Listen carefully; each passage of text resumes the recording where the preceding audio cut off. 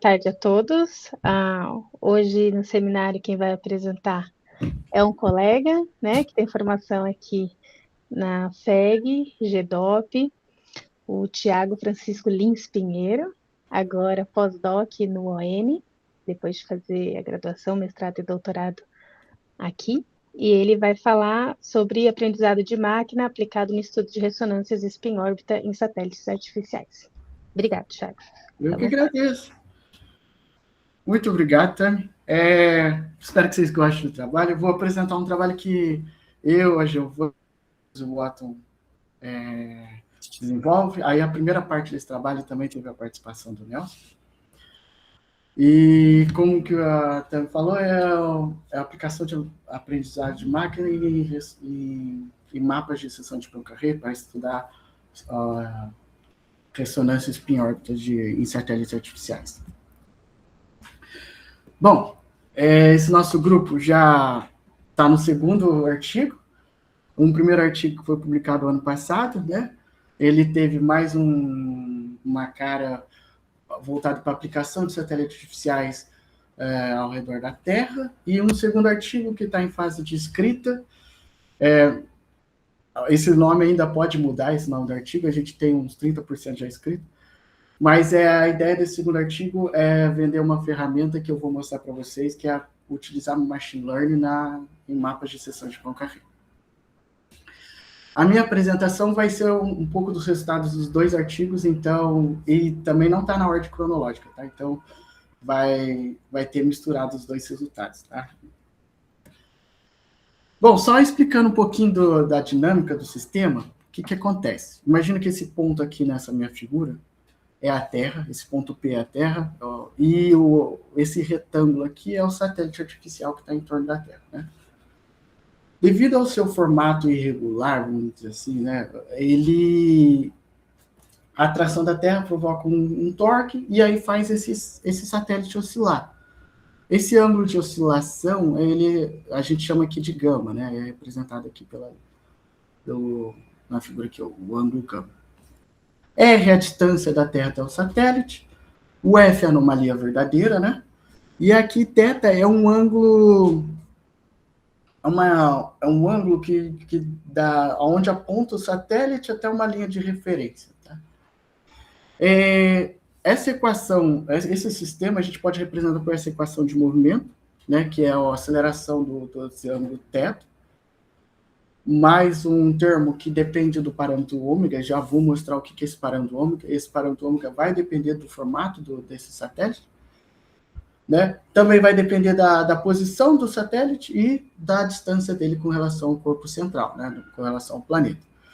E aí essa posição vai depender da excentricidade da órbita e da posição dele, né? Da anomalia verdadeira. Agora, falando um pouquinho o que é aquele parâmetro ômega, né?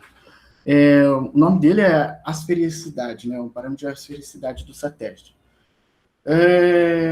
Ele é calculado da seguinte maneira, né? O ômega ao quadrado é 3 vezes E menos A dividido por C. O que são isso? São os momentos principais de inércia do corpo do satélite, né? Sendo A o menor momento de inércia e C é o maior deles. Se a gente pegar um satélite num formato de paralelepípedo, né? E aí colocar o comprimento do lado A referente ao momento de inércia A, o comprimento do lado B, né, referente ao momento de inércia B, e assim faz a mesma coisa para o C, recalcular essa conta de ômega, a gente tem essa expressão, né, que no caso de um satélite no formato de um paralelepípedo, esse ômega vai depender do comprimento do lado A e do lado B. Coincidentemente, essa mesma fórmula funciona para elipsoides. Então, se tiver um corpo no formato de um elipsoide triaxial, aí por isso que aqui eu escolhi uma foto de Kawar, né? Esse parâmetro ômega vai ser a combinação dos semi-eixos A e B, tá? Dado por essa expressão. Aqui, nesse canto aqui, tem um exemplo de um satélite no formato retangular, não, de paralelepípedo, né? Uma outra expressão para o ômega é no caso de um satélite no formato de um cilindro, né? Então, aqui, imagina que você tenha, essa seria essa imagem, né? A altura H desse corpo e R o raio da base, né? Então, você pode recalcular esse ômega por essa altura desse satélite e por esse raio dessa base. É importante só mencionar aqui que a gente não leva em conta, por exemplo, igual está nessa imagem, esse painel solar que os satélites têm, né? É só o formato principal dele mesmo. E aí, como você consegue escrever esse ômega com relação às dimensões desse satélite, né? Você consegue... Pega essas duas expressões, você consegue isolar os termos A e B, né? E aí você consegue escrever uma razão de A por B por esse parâmetro ômega, né? E a mesma coisa para o satélite cilindro. Aqui está A por D, que seria a altura dividido pelo diâmetro da base, né? E aí, uma coisa legal aqui, nesse plot a gente tem, nessa linha vertical, H por D, desse outro lado você tem A por B, e aqui na horizontal você tem um parâmetro ômega. Cada pontinho desse são diversos satélites artificiais que orbitam a Terra, tá? São diversos exemplos. A cor é o tipo de satélite, paralelepípedos e cilindros em órbitas geoestacionárias, Low Earth Orbit e Medium Earth Orbit. E aí, o que acontece? Através dessas duas expressões, né, por causa desse termo aqui do denominador, 3 menos ômega ao quadrado, que aparece nas duas expressões, a gente tem um valor máximo assim, para ômega, né? O ômega não pode ser superior a raiz de 3. Né? Porque se for superior a raiz de 3, a gente tem raízes negativas aqui, né? Tá, então, e é justamente o que mostra esse plot aqui. Eu vou entrar em mais detalhes mais pra frente nesse plot.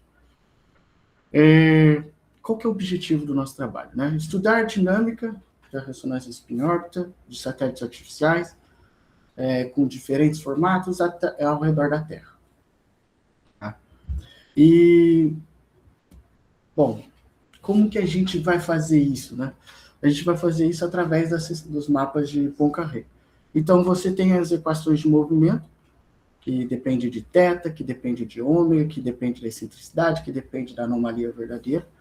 Faz a integração dessas equações de movimento, dado uma condição inicial, dado um θ inicial, dado um θ ponto inicial, dado uma excentricidade inicial, dado um valor de ômega. E aí, para cada... Por exemplo, aqui é um mapa de Poincaré, né, para ômega igual a 0,8 e excentricidade de um satélite com excentricidade 0,4. Aqui, se eu não me falha a memória, são 20 condições iniciais, diferentes valores de θ ponto. Né? O θ inicial a gente colocou igual a 0. E aí, cada condição inicial gera uma curva no mapa de Poincaré. Aí, essa curva pode estar em uma condição de caos, né, como esses pontos pretos, em circularização ou ressonância, né, essas ilhas de ressonâncias aqui. Qual que é a metodologia? O primeiro caso é o que a gente fez. Primeira parte, a gente fez a simulação de Poincaré explorando diversos casos, diversas condições iniciais, e aí classificamos, né, o que seria uma curva que representa caos, uma em circulação, outra em ressonância, e aí mostrou com um algoritmo de machine learning, que é a CNN, né, Convolution Neural Network, essas fotos, né? Olha, esse aqui são exemplos de caos, esse aqui são exemplos de ressonância. O algoritmo aprendeu, identificou padrões entre essas imagens, e a partir disso ele consegue classificar, vendo uma nova imagem de uma situação de caos, uma curva de ressonância, etc. A partir disso, a gente gerou um dataset maior de condições iniciais, né? Já que a gente já tinha um modelo treinado para classificar essas imagens, apresentou para essas CNNs que foi treinada e pediu para ela predizer, né, dentro desse dataset maior, o que seria caos, ressonância e etc. E aí, depois disso, a gente treinou um modelo de XGBoost, né, que aí, dada a condição inicial, ele já consegue predizer qual que seria a situação dinâmica, né? Ele estaria em caos, estaria em ressonância. Então, no final, nesse último modelo do XGBoost, você nem precisa rodar o mapa de Poincaré. Você só dá as condições iniciais e ele determina a classificação final, né? Está em ressonância, está em caos. Vamos para a primeira etapa.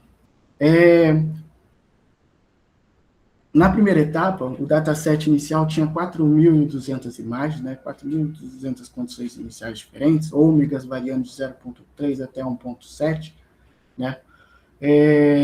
Esse valor mínimo de 0,3 é porque não tem muitos satélites antes disso, né? Excentricidade até 0,2, vai ter uma justificativa para esse limite de excentricidade também. Aqui faltou colocar o teta-ponto, mas o teta-ponto varia de menos 1 até 4. Aqui são 3 exemplos, né? Essa imagem mostra 3 exemplos de uma situação com caos, circulação e ressonância, né? É o que 3 exemplos de imagem que a gente mostra para o algoritmo. E essa animação é uma animação bem legal, é como que o algoritmo faz esse treinamento. Eu vou dar uma definição bem superficial. Mas como é que a CNN funciona, né? Ela redimensionaliza a sua imagem, aí cada pixelzinho da sua imagem vai valer um valor, né? Vai ter um valor. Aí para cada pixelzinho ele vai lá e aplica um filtro, né? Aí esse filtro que é o peso, né, da rede neural. E aí multiplica, você vai ter um outro valor, você vai reduzindo essa matriz da sua imagem até chegar no número, tá?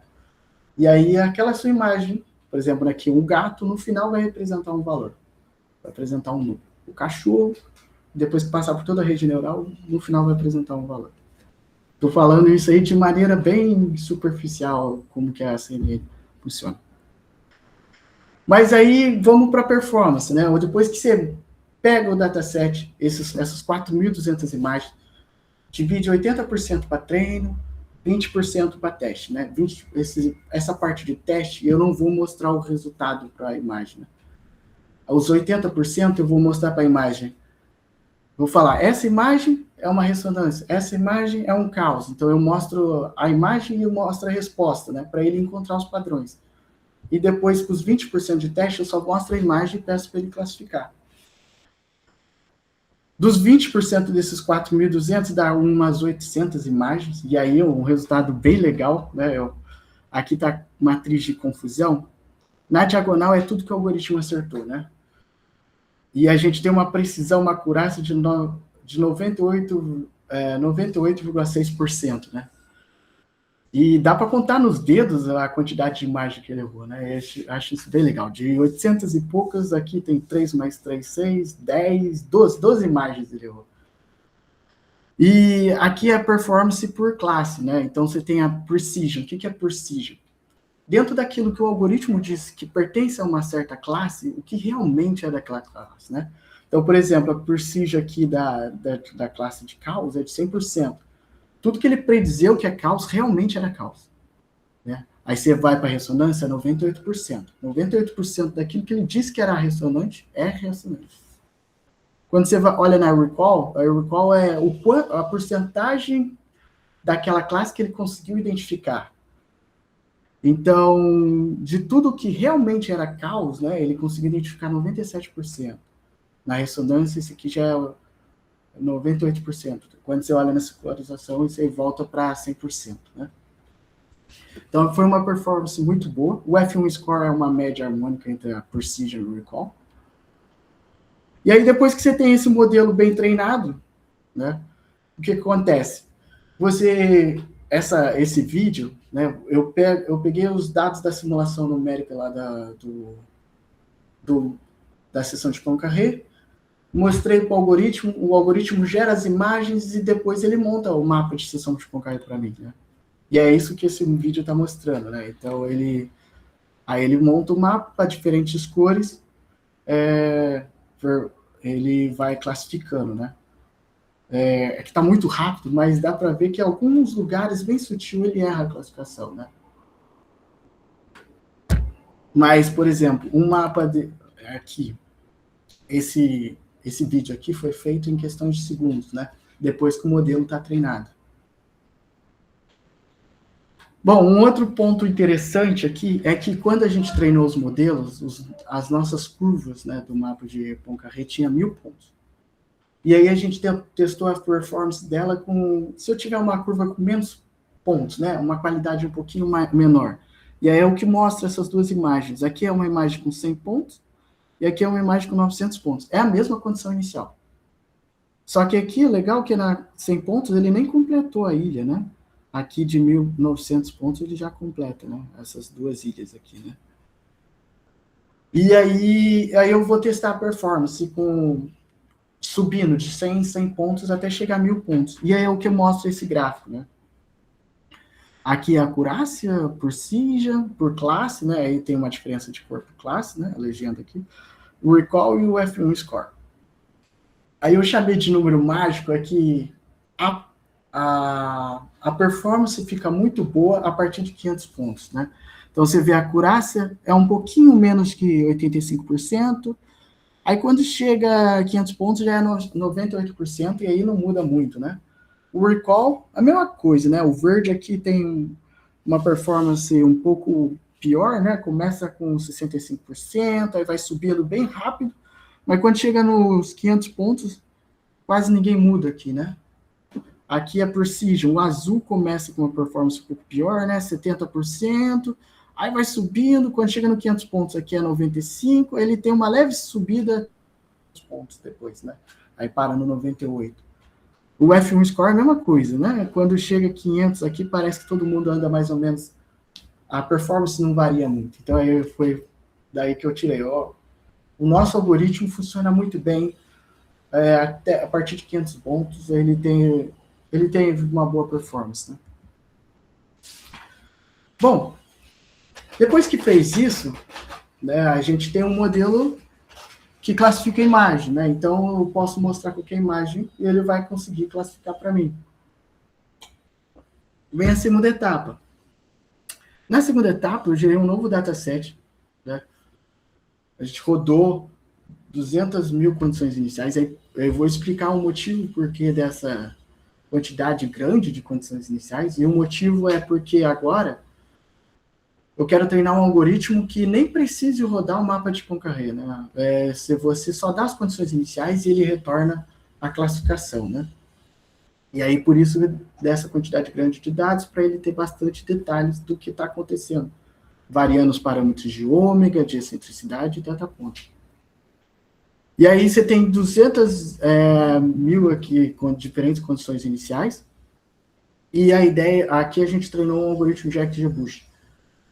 O algoritmo de XGBoost é um algoritmo baseado em árvore, né? Então, árvore de decisão. Então, são várias árvores de decisão. Eu gosto bastante dessa figura, que a ideia é que cada árvore, você constrói uma árvore, a segunda árvore é construída tentando consertar os erros da primeira. Então, por isso que mostra essa figura, né? Conforme vai aumentando o número de árvores aqui, né, a gente vai tentando diminuir o erro, né? Só uma ideia principal, uma das ideias principais do XGBoost, né? E aqui está a performance, né? Quando você... A acurácia dele chegou a 96,7%, né? Caiu um pouquinho, né? O do CNN era 98%, 99%. Aqui continua muito bem, né? Mas 96,7%. E aqui é Precision Recall por classe, né? Aí a ressonância que a gente tem maior recall de 99%, né? No caso da Precision, né, a ressonância chega, o caso a classe de 97%.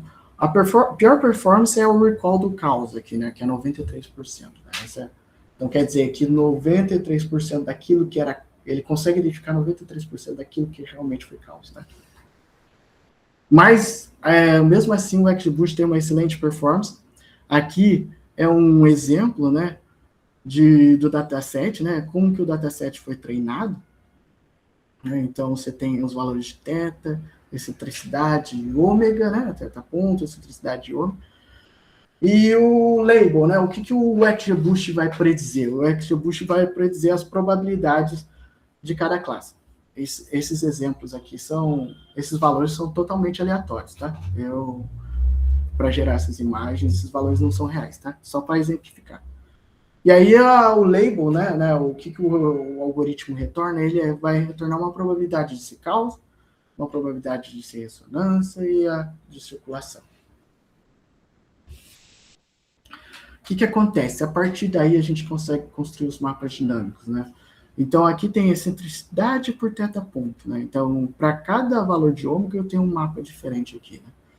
A cor mostra cada classe, né? Circulação vermelha, azul, ressonância e verde é o caos, né? O legal aqui é que cada linha desse mapa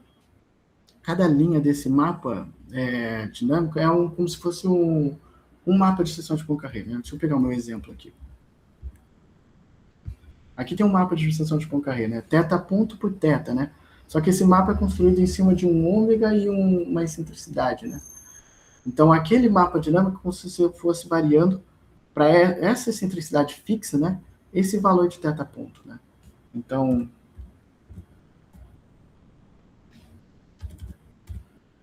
cada linha aqui é como se fosse um mapa daquela seção de Poincare. Esse é um exemplo para ômega igual a 0,8, tá? E aqui essa animação é variando os valores de ômega, tá? Desde 0,3 até 1,7. Legal é que depois eu vou mostrar sem a animação, né? Então vai poder ver com mais calma. Mas para ômega baixo, 0,3, você tem muita circulação e uma região grande de ressonância, né? E aí depois, conforme vai aumentando a ressonância, vou mostrar aqui, ó. Vai aumentando o valor de ômega, esse mar de caos vai aumentando, até chegar próximo de 1. Depois, quando passa de 1, aí começa a aumentar essa ilha o tamanho da área ressonante, né? E aí, no último caso, você tem uma área grande de ressonância, uma área considerável de caos e pouca região de circulação. Aqui, uma coisa interessante é que a gente não faz a diferença de tipo de ressonância, né? Então, se a ressonância é 1:1, 2:1, 3:1, 3:2, não faz. Mas depois eu vou mostrar em mais detalhes uma classificação mostrando diferentes tipos de ressonância. E aí, provavelmente, cada região aqui desse mapa deve ser um tipo diferente de ressonância, né? Então, esse primeiro mar azul aqui é um tipo de ressonância, essa segunda região aqui deve ser um outro tipo, aqui um outro tipo, e assim por diante, tá? Chutando aqui uns valores, deve ser 1:1, 2:1, 3:1, e assim por diante. Outra coisa interessante, então, como a saída do algoritmo é a probabilidade de setar cada classe, então você consegue gerar esses mapas de probabilidades, né? Então, aqui tem dois exemplos, um para ômega 0,8, o outro para ômega igual a 1,34. E sempre na apresentação eu vou concentrar nesses dois ômegas, vai ter uma justificativa, porquê desses dois ômegas. Mas aqui o interessante é que você tem para ômega 0,8, aqui é um mapa de probabilidade de ser ressonante. Aqui circulação, e aqui caos, né? Então, quanto mais amarelo, maior a probabilidade de ser aquela classe, né? Combinando, né, se você somar a probabilidade de cada ponto dos três mapas, dá 1, né? E se você pegar a maior probabilidade de cada ponto desses três mapas, você tem um mapa dinâmico que eu acabei de mostrar. E aí, outro caso interessante é você verificar essa entropia, né? O que é isso? Entropia é o grau de desordem de um sistema, né? Então, imagina que no seu espaço de amostra, né, diferentes valores de excentricidade, de ômega, de θ ponto, pega um espaço bem reduzido ali, né? Uma quantidade de amostra num espaço bem reduzido ali, num subespaço bem reduzido. Vai ter vamos supor que tenha 10 amostras naquele subespaço, né? vai ter amostras de uma classe A, de uma classe B, de uma classe C. Só que é o seguinte, dentro dessas amostras, se tiver uma grande concentração de um certo tipo de classe, né, dentro das 10, se tiver 8 da classe a entropia é bem baixa, né? Você tem muito de uma classe e pouco da outra. Aí que o algoritmo consegue classificar bem, né? O algoritmo consegue determinar. Provavelmente um novo ponto dentro daquele subespaço pertence àquela classe A. Agora, quando você, dentro daquelas 10 amostras, você tem 3 de uma, 3 da outra e 4 da outra, aí você tem, os exemplos estão meio misturados, e aí o que acontece? O algoritmo começa a ter mais dificuldade de identificar quando você mostra uma nova amostra. Então, a entropia mostra isso, né? Ela mostra esse grau de desordem. Né? A gente, como a saída do algoritmo é uma probabilidade, você pode calcular a entropia assim. Você faz a soma para as 3 classes em cada ponto, né? Da probabilidade de ser aquela classe, vezes o logaritmo da probabilidade de ser daquela classe, né? E aqui eu deixei 2 exemplos, valores aleatórios, né? Como a gente tem 3 classes, né? Classe A, classe B, classe C. Vamos supor que eu tenho aqui um caso onde eu sei, tenho 98% de chance de ser um ponto de ser classe C, né? Aqui nesse caso, a entropia é bem baixa, né? Você está multiplicando os valores muito baixos pelo logaritmo, né? Então esse valor vai ficar um valor bem baixo, né? E aqui, como 98 é um valor bem próximo de 1, né? Então esse log de 98, 0,98 vai dar um valor baixo, né? Então essa entropia aqui é bem baixa. Você tem bastante certeza daquilo que você está falando. Agora, olha nesse segundo exemplo, você tem um exemplo onde a classe A é 46%, a classe B é 44% e a classe C é 10%, né? Então, aqui você não tem muita certeza do se é A e B, né? Então, nesse caso, aumenta a entropia, né? Então, a entropia aqui nesse valor é 0,94. Aqui um exemplo de um mapa, mesmo mapa dinâmico, só que a cor é a entropia, né? E aí a gente vê essas faixas aqui de maior entropia, né? Preto quer dizer entropia baixa, né? Essas faixas aqui que está tendendo para o amarelo de maior entropia seriam bem nos limites, né? Das fronteiras de cada classe, né? Aí onde começa a misturar, né? Onde qualquer condição inicial que você mude ali no seu mapa de Poincare, ou ele vira ressonante, às vezes muda para caos, né? Ele fica mais sensível. Aqui é um outro exemplo, por caso 0,8. Aqui é um mapa dinâmico. E aí você vê que esses limites aqui, ó, de maior entropia é justamente essas fronteiras. E uma coisa interessante aqui, ó, quando a entropia está mais ou menos no vermelho, né, você tem uma distinção de 2 classes, né, o verde para o azul aqui, ó, né? Mas quando está a entropia maior ainda, lá amarelo, né, que está próximo do 1, olha essa região. Aqui você tem uma mistura de vermelho, verde e azul, né? Então você tem uma condição inicial que qualquer coisinha você pula do vermelho para o azul, mas qualquer coisinha que você muda a condição inicial, ele vai mudar para o verde. Né? Bom, então essa é a ideia do segundo artigo, é apresentar essa ferramenta em Python. A ideia a gente vai disponibilizar no GitHub e vai tentar criar uma biblioteca em Python, que aí o usuário pode ter 2 opções. Ou ele roda a sessão de Poincare dele, mostra para o algoritmo, aí o algoritmo faz a classificação de imagem, ou a segunda opção, que é a predição dos mapas dinâmicos. Né? Ele pode só dar as condições iniciais, aí sem rodar a sessão de Poincare, em questões de segundos, o algoritmo vai dizer qual é a classe. E aí, em cima das predições de mapa dinâmico, ele pode trabalhar com essas probabilidades, essa questão de entropia, para ver as regiões onde o algoritmo está acertando mais ou errando. Né? Legal é que ambos os algoritmos têm alta performance. O primeiro tem uma performance próxima de 99%, e o segundo em torno de 97%. Bom, vamos para a segunda parte. E aí, aqui está mais ligado ao primeiro artigo, né? O que acontece? Só retomando aquela figura, aqui são 1.200 casos de satélites artificiais diferentes, né? E por que tanto formato cilíndrico quanto paralelepípedo? A maioria deles tem formato cilíndrico, né? São satélites artificiais de verdade que ao redor da Terra. E aí, por que daqueles dois valores, né? Não sei porquê, mas existe uma concentração muito grande de satélites com um valor muito próximo de ômega igual a 1,34, né? Então, tem vários satélites que orbitam a Terra, que a gente usa, tem esse valor de ômega.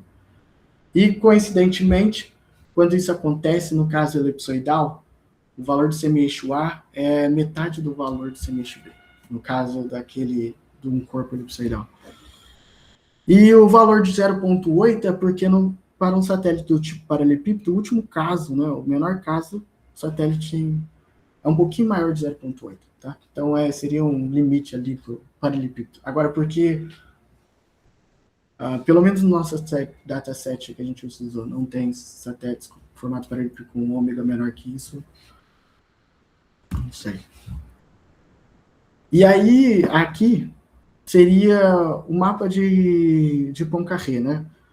Para um ômega 0,8, né? Esse mosaico é para ômega igual a 0,8.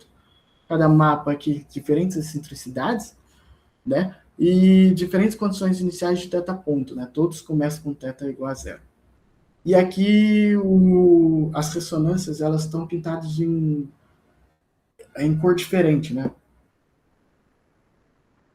Então, começa, no primeiro caso, no caso circular, só a ressonância 1:1, e aí uma pequena variação na excentricidade já começa a surgir novos tipos de ressonância, né?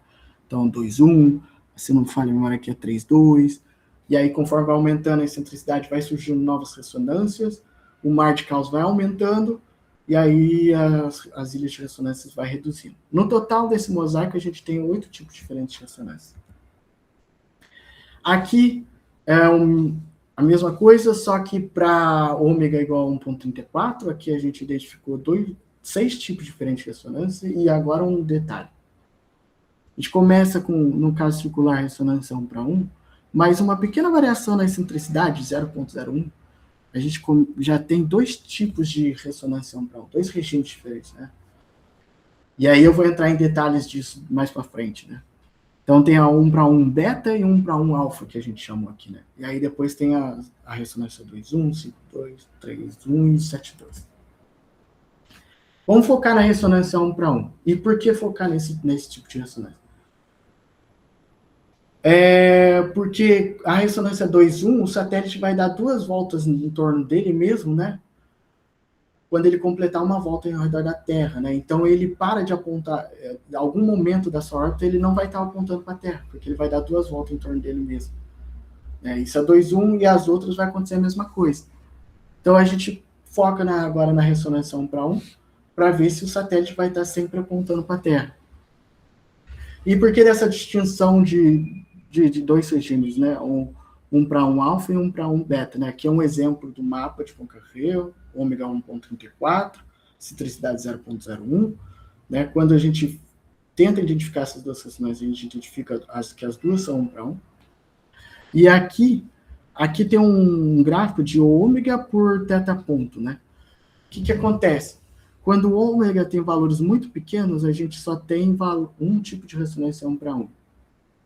Até chegar mais ou menos um pouquinho maior que 1, aí acontece esse desacoplamento, né? Surge essa ressonância beta, né?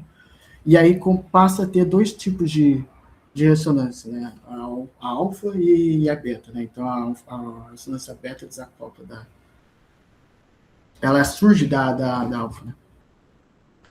E aí quando você tem um ômega superior a 1, aí começa a ter esses 2 tipos de ressonância 1:1, tá? E aí agora estudando com mais detalhes a parte prática, né? Só pegando essa ilustração que eu já mostrei, se eu observar agora a variação desse ângulo ômega, né, e ver quando, dado uma certa condição inicial, verificar se ele ainda continua apontando para a Terra durante toda a sua órbita, é o que eu vou ter aqui nesse gráfico. Então aqui eu tenho a variação desse ângulo ômega pela anomalia verdadeira do satélite, né? Gama. Obrigado, Gama. desse ângulo gama pela anomalia verdadeira do satélite. E aqui são dois casos, aqui é o para ômega igual a ômega 0,8, a ressonância é um para um do tipo alfa e excentricidade 0,01, tá? Essa linha verde, essa linha preta é um satélite no centro da ressonância, e essa linha azul é um satélite na mesma ressonância, mas ali no limite da ilha, tá? O que acontece? Quando ele está no centro da ressonância, ele está sempre apontando para a Terra se ele estiver numa órbita, por exemplo, do tipo geoestacionária ou GPS, né, que mostra essas linhas pontilhadas em vermelho e em cinza, né? Mas se ele estiver um pouco deslocado, aí depende de quão deslocado ele vai estar. Se ele estiver no extremo da ilha da ressonância, que é o caso do azul, alguns momentos a oscilação vai ser tão grande que ele vai parar de apontar para a Terra. Aqui é um caso onde a excentricidade é 0,04, né? Então, no centro da excentricidade, você está no limite aqui de uma órbita do tipo GPS. Como é que a gente calcula esse delta gama, né? É o arco tangente do raio da Terra dividido pela distância, né? A altitude do satélite. Que é o mesmo, aqui é um exemplo da ressonância 1/1 do tipo alfa, mas agora o ômega é 1,34. Tanto o caso circular, né, tanto a linha preta, a linha azul está sobrepondo a linha preta aqui, no caso circular, vai ter alguns momentos da oscilação que vai estar apontando para fora, e quanto para casos de órbitas um pouco excêntricas, também, tanto no centro da ressonância, quanto um pouco para fora do centro da ressonância, ainda vai ter alguns momentos que vai estar apontando para fora vai estar apontando para a Terra. Aqui é a ressonância 1/1 beta, aí excentricidade 0,1, aqui no centro da ressonância, aqui no limite dela, e é 1/1 beta para excentricidade 0,06. Né? Então, aqui no centro da ressonância, você está no limite de uma órbita geoestacionária. Né? Quando você está agora no máximo da ilha da ressonância, em alguns momentos ela vai apontar para fora da Terra. Isso aqui é uma animação para mostrar esse caso de 0,06, excentricidade 0,06, ou ômega igual a 1,34.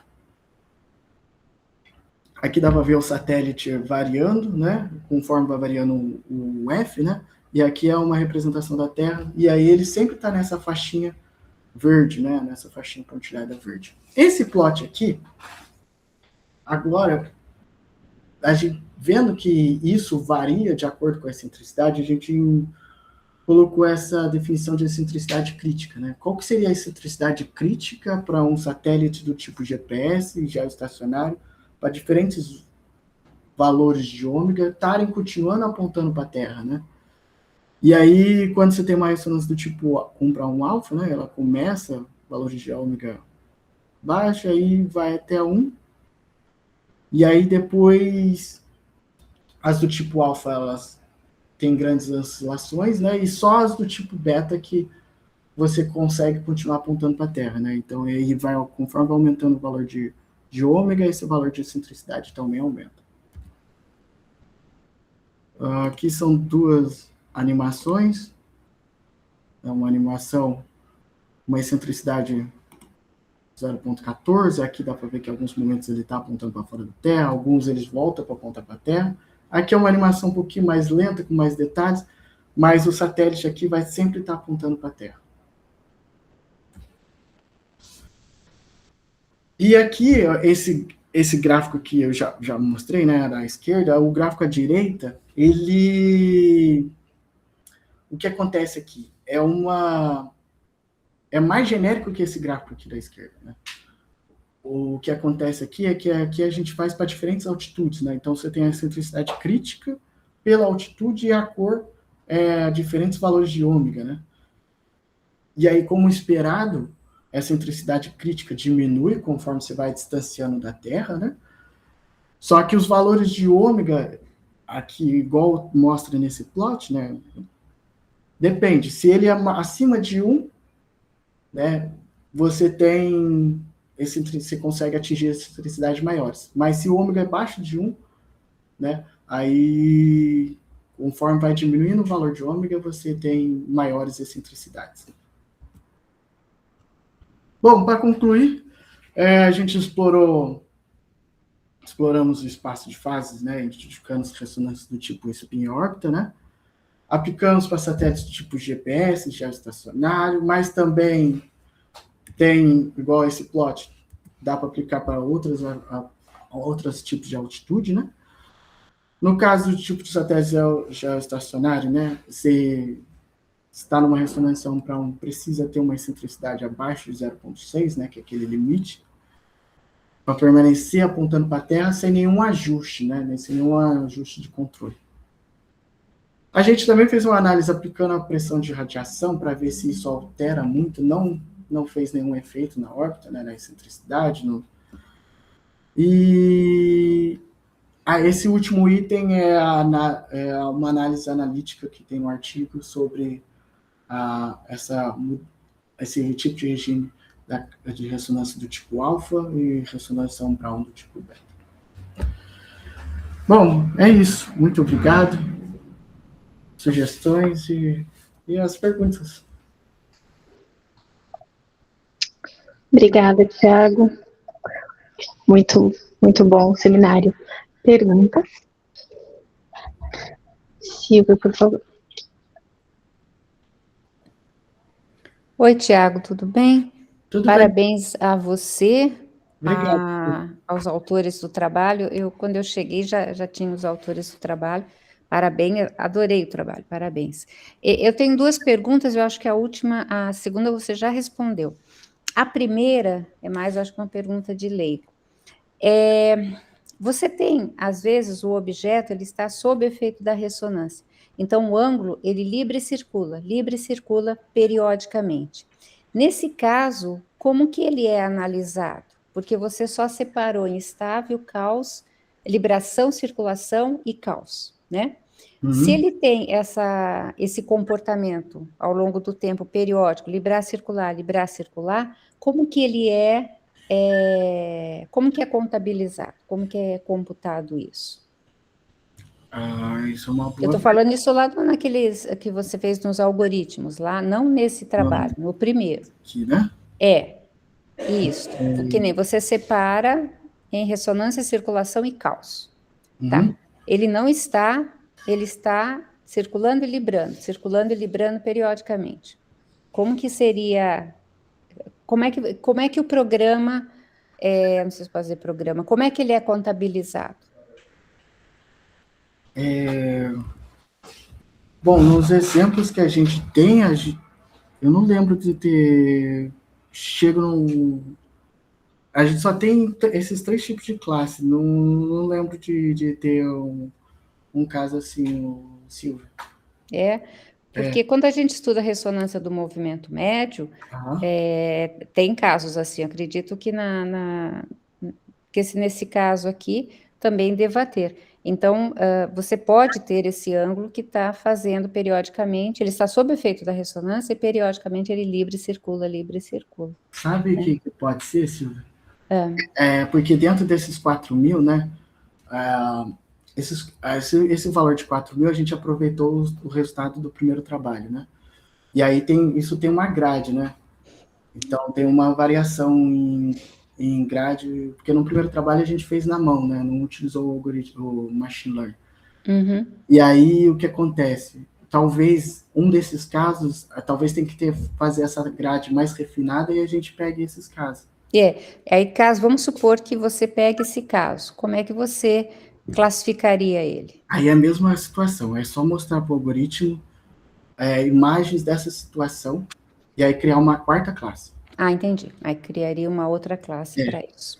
Entendi. A mesma coisa dá para fazer se você quiser, por exemplo, deixar o algoritmo mais detalhado para diferentes tipos de ressonância. Certo. Uhum.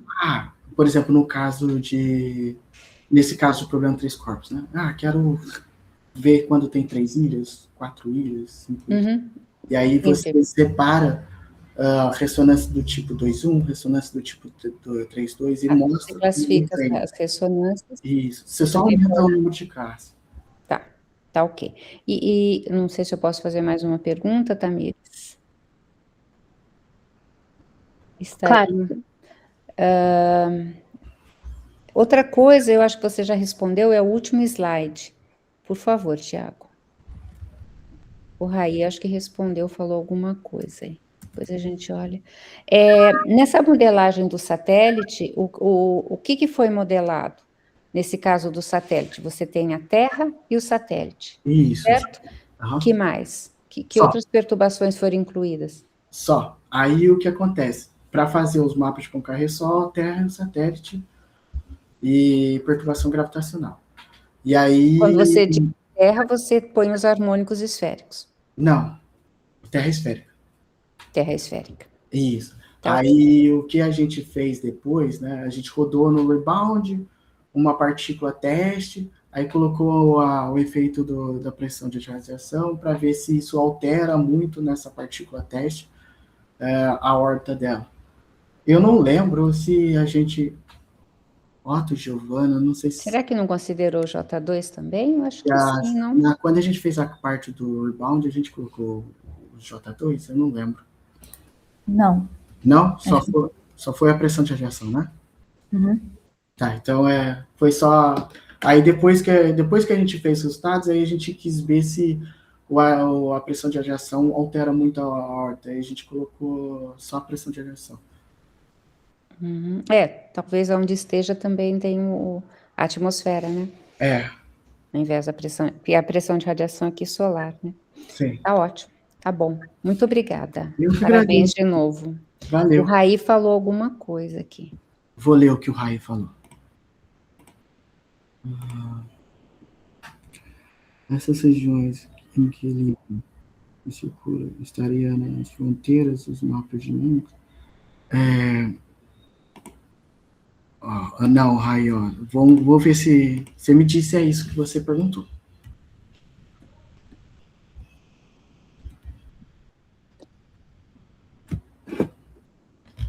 Aqui tem regiões de circulação, certo? Fronteira, quando eu digo, é quando vai trocar de uma classe para outra. Então, deixa eu pegar um plot aqui. É como, por exemplo, aqui, ó. Tem caos, aí depois você faz uma pequena mudança, entra numa ilha de ressonância. Mas tem regiões de circulação aqui, ó, tá vendo? Seria toda essa região aqui. No mapa lá dinâmico, seria tudo vermelho essa área aqui. Entendi. Não, é quando... Foi isso que você perguntou ou não foi isso? Não, era mais ou menos... Volta naquele outro... Porque se você olhar justamente onde você tem uma mudança de uma região para outra, você não tem um fit 100% ali do resultado. Aí era mais uma dúvida pegando o que a professora Silvia falou, se essas regiões, se essa transição de uma região para outra, por exemplo, da azul para verde, da verde para vermelha, é onde você pode ter casos ali de liberação, da partícula tá librando e circulando, entendeu? Da separatriz, né, que começa a juntar aqui, por exemplo, Eu acho que não necessariamente, não. Posso fazer um comentário? Pode. Então, é na separatriz, né? Na separatriz, que é caótica. Então, quando você tem libra e circula, é classificado como caótico, que é um comportamento caótico. Ele não está librando, ele está sob efeito da ressonância, porque está próximo, mas ele é classificado como caótico. E ele fica, como o Raí falou, ele fica exatamente fica na transição entre onde é libração e circulação. Você sempre vai ter, nesse gráfico, né, da esquerda aí não aparece, mas se você pegar entre o vermelho e o azul, regiões em que tem vermelho e azul, a transição entre o vermelho e o azul, vai ter uma linha muito fininha que deveria ser verde, mas não vai aparecer porque ela é muito fininha, que é a região caótica. Entre libração e circulação tem uma separatriz, e é nessa região que pode aparecer libração, circulação, librar um tempo, depois circula, volta a librar, um transiente assim. Só Então, que, dependendo da região que você está, ela é muito estreita, né? Mas ela é caótica, essa região. Então, esse caos aí significa que você não consegue prever, mas não que vai sair da região, né? Não tem nada a ver com o tempo de vida, necessariamente. Não. Tá. Ok. Posso emendar outra questão, então?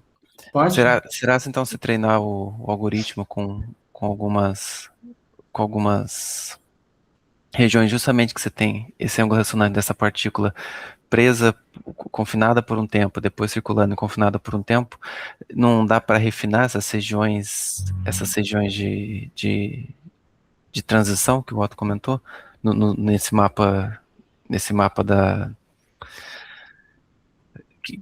análise por machine learning? Tá, aí deixar mais preciso, né? Quer dizer, É. eu acho que talvez sim, Rai. Aí justamente vai ser dessas Mas corzinhas pelo que o Otto amarelas. falou também, eu não sei o quão fácil é identificar essas regiões justamente na própria, gerar essas regiões onde a partícula vai ter esse comportamento. Como que eu... Um Eu não primeiro... digo nem na parte da análise das imagens, eu digo na parte da simulação numérica mesmo. Entendi. Mas... Tem uma área do machine learning que chama Active Lore. Você gera esses mapas de entropia, aí você pega e prediz as condições iniciais que dá esse amarelo, que provavelmente é onde cai nessas situações, sabe? Aí você pega essa região em amarelo, treina de novo, classifica, né, e treina novamente. E aí você tenta melhorar o modelo. E aí você fica num loop até você achar o quão necessário. Mas é uma maneira de fazer isso. Entendi. Seria regiões de alta entropia, que provavelmente cai nessas condições. E aí você treina de novo e deixa mais detalhado o algoritmo, né? E melhora a performance, e aí vai continuando. Então, você poderia determinar o intervalo, é isso, da entropia, nesses casos? Porque quanto que seria uma entropia boa ali, onde vai acontecer esses casos que a gente está falando, você está falando? É assim, onde que vai acontecer esse caso? Circula e... Isso, exatamente você não sabe, né? Não sei, mas o meu palpite é onde tem os maiores valores de entropia. Tá, mas e também o que seria um maior valor? Seria o mais próximo do máximo? Esse máximo é sempre... Isso. No nosso caso de 3 classes, é um valor próximo de 1. Uhum, entendi. Então, 0,6 estaria mais ou menos no meio do caminho. Tá. É por isso que... Foi a Ana que perguntou isso, né? Isso, sou eu. Pela voz. Aí, isso também pode estar ligado a essa questão de entropia, foi o que eu comentei lá durante o seminário, é que também a quantidade de classe, quão sensível é o mapa de sucessão de Poincaré, dentro de um certo espacinho para aquela quantidade de classe. Vou melhorar a minha fala. Por exemplo, essa região aqui, que é bem amarelo, né? Aqui, pequena mudança, você troca de azul para vermelho e depois você troca para o verde. Então, o algoritmo não sabe direito, né? Porque a alteração na condição inicial, ele já troca de uma classe para outra. Aí, quando você tem 2 classes, esse valor de entropia é menor, tá vendo? Porque ele já consegue separar, ele já consegue dizer com mais certeza que não é uma classe. Uhum. Então, esse valor de entropia pode estar relacionado a isso, e também pode estar relacionado ao quão sensível é a seção de Poincaré com aquela condição inicial. Uhum. Entendi. Mas se ele for sensível entre 2 classes, ele tem um valor de entropia menor, que é o 0,6, igual você citou. Uhum. Mas se for sensível entre as 3 classes, aí é o 1. Uhum. E o valor máximo é 1 mesmo, né? Não, é um pouquinho maior que 1. Dá para normalizar, se quiser. Uhum. Professor Nelson? Oi, Tamires, obrigado. Obrigado pelo seminário. Ô, Tiago, eu tenho uma sugestão. Pode falar. Você classifica... Você tem 3 clusters, né? Ressonância, circulação e caos. Isso. A ressonância daria facilmente para você subdividir, porque não são tantas. tem a 1, a 3,2, a 1,2, a 2,1. São as 4 principais. Tem mais algumas lá no artigo. Tem. Bastaria você, por exemplo, você treina com o ângulo ressonante librando, né? Uhum. Então, dá para treinar nas outras ressonâncias e separar o cluster azul em outros. Aí, aquilo que você falou que são ressonâncias, provavelmente outras ressonâncias nesse mapa, você vai identificar com o seu... Vai aparecer lá na matriz, né? Você diz aqui? E outra coisa que dá para fazer também... Não. As outras ressonâncias spin-órbita. Sim. Isso. Mas você diz combinar a imagem com esse ângulo aqui, né? Entendi errado? Combinar as duas coisas. Não, né? ó, como que você faz a classificação? Como que você encontra a ressonância? Não, é utilizando esse gráfico mesmo. Pelo ângulo, pela libração do ângulo gama. Aham. Se ele está librando, é ressonância. Sim. Então, basta você saber a diferença entre uma ressonância 3,2 e uma ressonância 1,1. Tá. Aí você teria novos clusters. Tá, é uma boa ideia. Entendeu? E outra coisa que dá para você tentar fazer, dentro da ressonância 1,1, separar o alfa e o beta. Aí seria... Aí vai variar de regime, né? Não, ele está dentro da ressonância 1,1. Só que o alfa e o beta, eles se distinguem pela amplitude de libração. Daria para fazer. Então, aquele mapa seu lá ficaria, ao invés de ficar com 3 cores, ficaria com várias outras cores, tá? Tá. Dá para tentar, Nelson. Posso fazer um comentário? Pode. Nelson, ele não tem o ângulo ressonante. O que ele tem é só a seção de Poincaré. Aí da seção de Poincaré, coloca uma seção de Poincaré com várias ilhas aí, Thiago, por gentileza. Ele faz por imagem, né? Então, por exemplo, aí, vou no anterior. Anterior? Não, aquela que estava grande, isso aí. Então, Isso. por exemplo, então, Nelson, eu não sei, mas eu acho que é difícil. Como é que ele vai saber que é 2,1 ou 5,2, olhando essa figura? Ó, a 2,1 e a 5,2, elas estão sempre fora da separatriz da 1,1 e está sempre acima. O centro está sempre acima. 5,2 é 2,5, 2,1 é 2. Ô Nelson, você não falou para combinar 2 gráficos, então? Então seria Não, pelo... eu achei que você fazia a partir do ângulo crítico, mas não é, né? É da imagem. É da imagem. Aí eu não sei, o problema técnico que você vai ter aí de... É que eu pensei que você sugeriu em utilizar 2 imagens para poder fazer isso. Eu estou falando mais a ideia de arrumar mais cluster para aquele mapa, entendeu? Só isso. Entendi. É que eu tinha entendido que você tinha falado assim, depois que classifica em azul, por exemplo, aí usa o ângulo ressonante para determinar novos clusters. Pode ser. Pode ser. Mas pode ser, uma boa ideia. Tá. Não tem um ângulo ressonante. Você tem só a seção de Poincaré. Sim, mas ele está propondo uma metodologia adicional a posteriori, então. Entendeu? Depois que classifica a zona azul, para tentar classificar, né, dentro dela, né?